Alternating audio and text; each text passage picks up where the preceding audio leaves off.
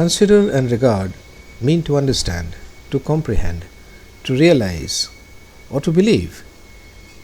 Consider can be used in several formats.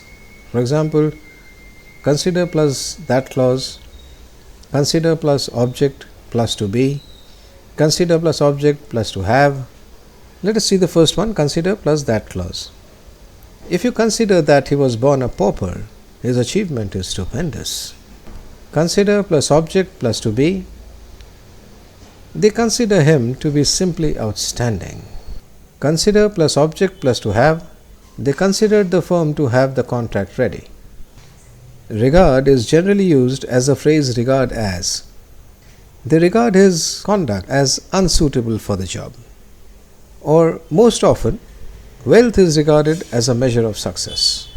The company regards customer satisfaction as the main objective. As can be used with regard, but as cannot be used with consider. For example, Einstein is considered to be a great scientist. This is fine, but we cannot say Einstein is considered as a great scientist. Because considered and as are not used, whereas regard and as are used. Einstein is regarded as a great scientist is correct, but Einstein is considered as a great scientist is incorrect. The continuous forms like considering, regarding, these are not generally used. However, one may use it. If you consider his circumstance, his stand is justified. You do not say, if you are considering his circumstance, his stand is justified. Considering is not used. Another example may be, how do you regard the achievements of the government? You cannot say, how are you regarding the achievements of the government? So, you have to use regard, you cannot use regarding. The continuous form is not used. Sometimes a continuous form is used, like, are you considering having 2 houses? You cannot say, are you regarding having 2 houses?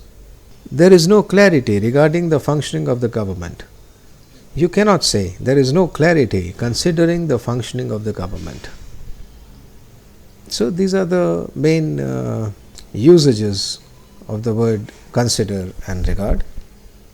I hope you have understood. Any questions?